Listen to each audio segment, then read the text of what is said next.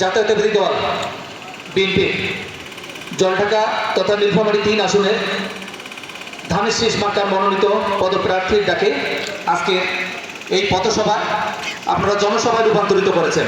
শুধু উপস্থিতি আজকের এই অনুষ্ঠানের সম্মানিত প্রধান অতিথি আলম মোহাম্মদ শহীদ আলী চাচা, তার সঙ্গে উপস্থিত আছেন বিশেষ আলোচক, প্রধান আলোচক এবং এই নির্বাচনী আসনের ৩ আসনের নির্বাচনী সমন্বয়ক, প্রধান সমন্বয়ক এবং সম্মানিত সভাপতি এবং জাতীয়তাবাদী দল বিএনপি এবং অঙ্গ সংগঠনের সকল নেতৃবৃন্দ এবং সামনে উপস্থিত খোলাপাড়া ইউনিয়নের সকল ভোটারবৃন্দ, সনাতনী ভাইদেরকে জানাচ্ছি নমস্কার, মুসলিম সম্প্রদায়কে ভাইকে জানাচ্ছি আদাব। শুধু সম্মানিত উপস্থিতি, আমরা বেশ কিছুদিন ধরে আজকে যে নির্বাচনের প্রধান সমন্বয়ক এম শরীফুল ইসলাম বাবু ভাইকে নিয়ে আমরা অনেক ইউনিয়নে পথসভা করেছি। শুধু সম্মানিত উপস্থিতি, এতদিন ধরে আমরা যেটা করেছি সেটা যে নির্বাচনের একটা তরিকে আমরা সাজিয়েছিলাম। শুধু উপস্থিতি আজকে যদি বলি, আজকে শহীদ আলী চাচার উপস্থিতিতে আমাদের যে এই নীলফামারী ৩ আসনের যে জাতীয় সংসদ নির্বাচনে ধানের শীষ মার্কা হিসেবে মনোনীত প্রার্থী হিসাবে এখানে নির্বাচন করবে, তাকে নিয়ে আজকে আমরা নির্বাচনের তড়িৎ যাত্রা শুরু করলাম। আমরা শুধু সম্মানিত উপস্থিতি, সম্মানিত শুধু সনাতনী যারা এখানে উপস্থিত হয়েছে এবং দূর দূরান্তের যারা আছেন, মাইকের আওয়াজ যত দূর যাচ্ছে তাদের উদ্দেশ্যে বলি, শারদীয় দুর্গা পূজা উপলক্ষে বড়ঘাটে শহীদ আলী চাচার আমন্ত্রণে 179টা মণ্ডপে যে দুর্গা মণ্ডপ ছিল, মণ্ডপের সভাপতি এবং সাধারণ সম্পাদক মহোদয়কে ডেকে একটা সনাতনের মিলন মেলার ব্যবস্থা করে দিয়েছিলেন। সম্মানিত শুধু উপস্থিতি, শুধু এই মিলন মেলা কিন্তু জলঢাকার মধ্যে শুধু সীমাবদ্ধ ছিল না। এই মিলন মেলার আওয়াজ জাতীয়তাবাদী দল বিএনপির জাতীয় পর্যায় পর্যন্ত পৌঁছে গিয়েছিল। শুধু সম্মানিত উপস্থিতি, সম্মানিত উপস্থিতি,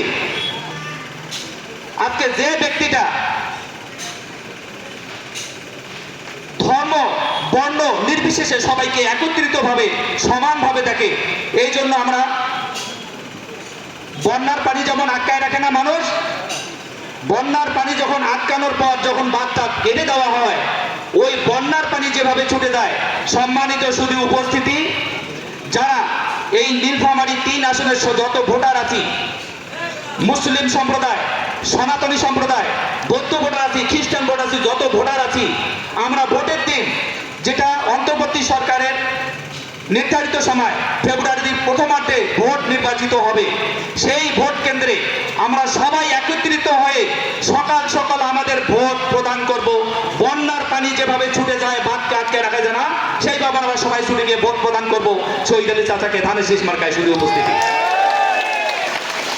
আর সনাতনী ভাইদের উদ্দেশ্যে বলি, আমাদের ভবিষ্যৎ অতীত যে আমাদের